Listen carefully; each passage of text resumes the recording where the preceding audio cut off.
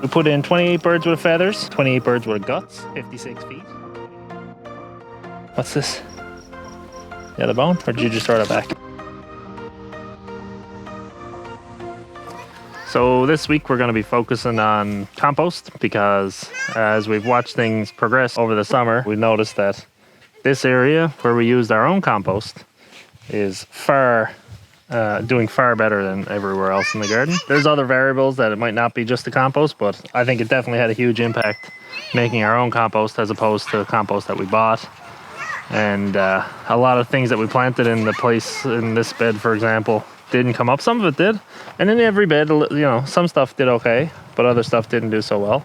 And I feel like that being store-bought compost probably had something to do with it. That's been something we've been thinking about all summer, how we want to up the amount of compost that we're going to be able to produce this year, so that when we go to add next year, we can do it with mostly our own stuff and not so much with store-bought stuff. So we're just going to show you some of the things we're doing to create a little bit of extra compost this year. And we should have more compost than last year. Last year we only had 10 hens, and that was it. That was our only source of compost, right, other than chicken scraps. So we had a pretty good pile of compost just from them over the winter, and we didn't even get them until September, or October. So we've got a few other things going on this year that we'll talk about that's going to create some more compost for us, and hopefully some really good compost. So speaking of compost, one I feel real beneficiary of the compost we've done this year has been this apple tree. We were looking at some footage, it's in last week's video, of when I built the run. And if you just shoot the run there now, there was no branch there. Like this whole thing, I had full reign of working around here and putting on the hardware cloth. There was nothing in my way, and now it's like you can't open the door. The apple tree is just totally taken over. And if you look around the ground, we're getting some free compost back from the apple tree as well. So it's a good circular nutrient cycle. We're picking up the apples to feed the pigs mostly, but anything we miss is great. There's just gonna attract bugs and stuff to help with the compost and chicken food. So this has been our setup so far. I think I will add a third bay eventually. I've talked about that before. But this bay here, we've had it sitting and it hasn't been turned or anything since July 9th or 10th, whenever we did the chickens, whenever we butchered our chickens. And it's finally gotten below 100 degrees Fahrenheit in there. And I'll just move it to make sure it's actually still below 100, but it was over 100 for ever since then. Only the past couple of days it's dipped below 100. The reason we haven't turned it is because all of the chicken guts and chicken feet and whatnot went in there. We had a laying hen that just spontaneously died a few months ago, and he went in there too. So they've just been in there, and it's going to be interesting to see what's left after 50 days or so. We're going to see what it looks like, how far it's decomposed. My bet is you might see some feet left, but it's possible that there's nothing left, I think, because it was right up to the brim when we filled it up, and it's dropped, you know, down to about 60% of its volume. This bay is where we've been throwing kitchen scraps and stuff, and I don't really like maintain it in terms of like watering it and stuff. It's mostly just chicken bedding and kitchen scraps that go in here that are things that the pigs won't eat, and coffee grounds. The chickens just come out and pick through it and scatter it all around, and we rake it back in and you know, kind of rinse and repeat. So today we want to flip this compost into here, the first turning since we put in all the chicken parts, and it'll be fun to see, or it'll be incredibly disgusting to see how that goes. Most places you read, it'll say don't put meat in the compost, it'll attract pests and stuff. We haven't seen anything, and I was careful to hollow out a big bowl in the middle of this where we poured all the chicken stuff, and I kind of layered in little layers of like this regular compost in there, and then I buried it with a lot of other compost that was like this, mostly shavings and stuff. We never had a pest problem, thankfully, that I can tell. There might be a possum family living in it right now. I don't know. We'll find out in a few minutes. I'm interested to see how broken down it is. I had this pallet screwed onto the front just so we could pile it more effectively, so it's not spilling out. Because it was full of chicken offal, I didn't want our chickens to be able to like rake it all down the sides, and then they'd be getting into it after, you know, a couple weeks, and then it would be pretty stinky. So I did close it up fully, and like I said, it was really high up, right to the top, and now it's you know, a third of the way down at least, I'd say. So it'll be fun to see Another thing we're doing is using wood chips at the bottom of the chicken run. And I started using that because the hay would get so kind of wet underneath. It would hold the moisture a lot better. So that's not what I want. I want it to be nice and dry so there's no smell when the chickens do their manure here.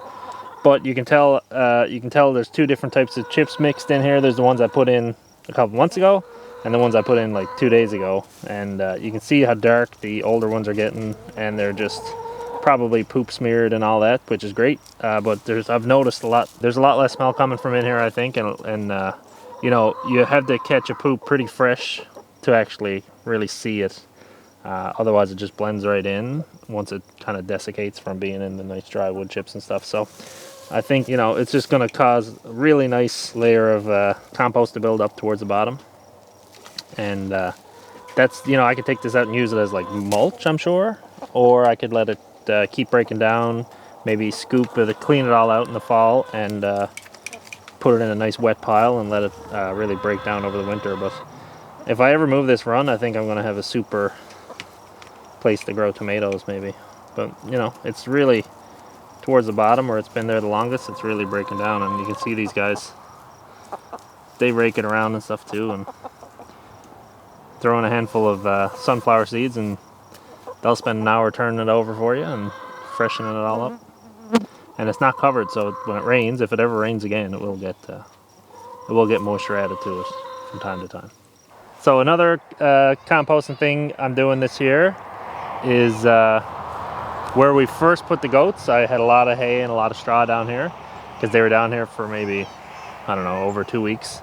So we had the bedding, we had leftover feed from the hay we were giving them and stuff, and a fair amount of goat poop that's still scattered about, which is fine. And what I've been doing, because this is very carbon heavy obviously, is whenever I mow the grass, and you can see some of the old grass here now, that's barely green anymore, but whenever I mow the grass, I just insert a bunch of grass in the middle. So one thing I haven't been doing well is adding water to it, so next time maybe I'll bring down a couple of 5-gallon buckets of water and put it in. But you can see it's starting to break down. There's mushrooms and stuff growing in there. So it's definitely not ideal. It's not a high management one. It's just kind of let it sit and compost. But it's a good place, you know, to get my grass clippings out of the way. I don't, you know, we're not going to get a dump truck load of compost out of this or anything, but it's better than having a bunch of straw blowing around the yard, and it's a place to get rid of my my lawn clippings. So yeah, it's slow, but it's really slow because we haven't had any rain in August. I think it might have rained like 1 day or 2 days in all of August, and this is August 29th today, so if it was a bit wetter, it'd be good. So once the grass stops growing as quickly too, I'll probably cart this up and add it to the bigger piles as well.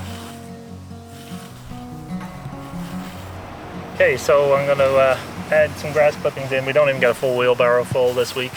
Usually I'm good for like 3 to 4 wheelbarrows full, but we mowed early this time because we have a video on Sunday. So I'm just going to flip this and make like a bowl shape, put all the grass, the really green grass in the middle, dump in some water. So a lot of people say don't compost hay because it's got seed in it, and you can see that's why the grass will start to grow out. So if you're putting your compost in a place where you wouldn't want grass to grow, then you shouldn't use hay in your compost. However, if you get your compost really hot, it should kill the hay seeds. Lay it carefully around the sides to make that little depression I was talking about. You can see the clippings from last week starting to get that white. Whatever it is, it's always when the compost is hot, or maybe when it gets too hot or something, it gets that white stuff. I've noticed anyway.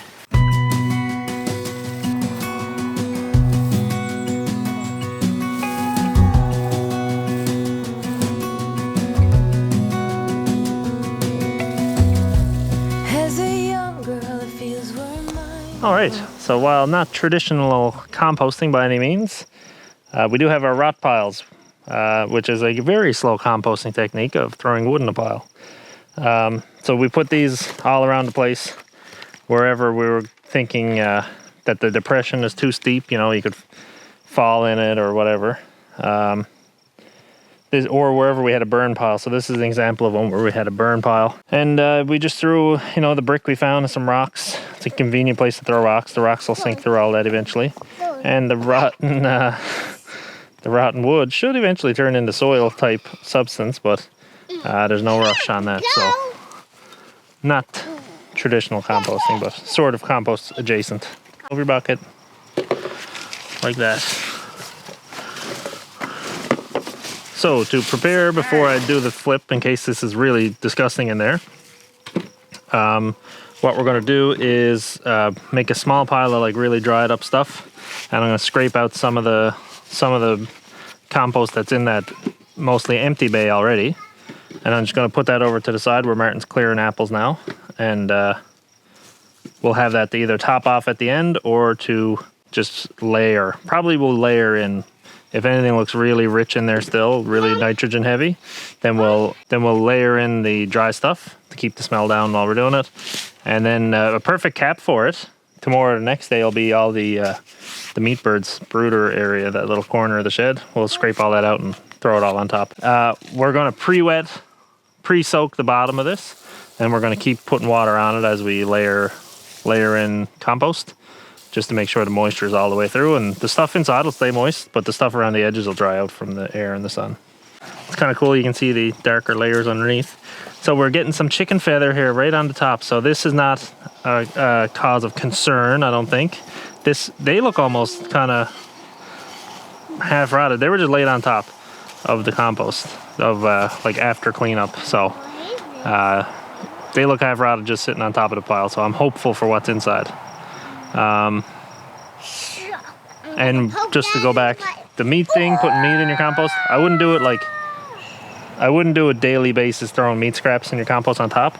We buried it really well, so I wouldn't recommend you just routinely throw your meat scraps into the compost. So let's dig in, see if we find anything good.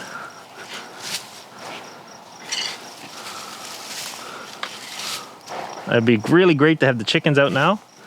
If this was a normal time, to let them get some really nice free food. Oh, that looked pretty good. To get some really nice free food, but because there is the possibility that there's just like rotten bits of chicken in here, I wouldn't, whoa, that apple nearly got you. I wouldn't want to risk the chickens getting into something that's gonna make them sick.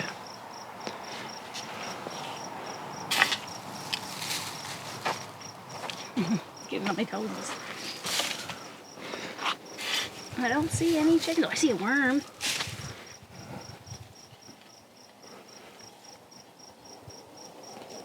Nice worm. So I'm gonna try to scrape the top off first because that's had the least chance to decompose. So we'll get it right in on that layer of water we had there. Let that get into the middle of the pile more, so it has a better chance to break down.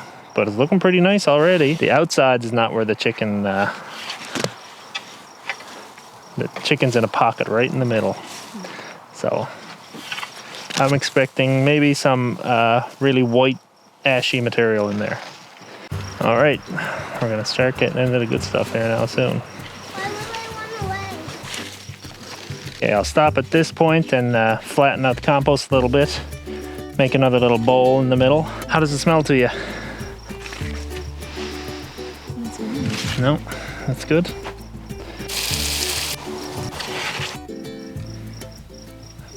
First bone. I don't know if we mentioned it earlier, but there is an entire hen in here, as well as a Cornish cross that got ran over by the chicken tractor on the way to work one morning. Those are the only bones that might be in there. What's this? The other bone? Or did you just throw it back? Another bone. So this could be the remains of the full hen, probably, I would guess. Yeah, because the scales. So that's what's left of the full hen right there. You can see here that at the bottom of the pile, I definitely didn't wet it enough, so you got just like giant clods of. But the last of the, yeah, that's that hen. You gonna put them back together? Maybe. So that's pretty good though. No feathers. We put in 28 birds with feathers. We put in 28 birds with guts. Put in 56 feet, 28 heads. and there's not a sign of them. So that's really great. Good news. So I'm going to keep this going, and maybe Jenny can do a time lapse. But I feel confident enough that I can take the chickens out. There's not going to be a big anaerobic pile of goo in the middle that they're going to get sick from. So I think we're good to let them out and see how that goes.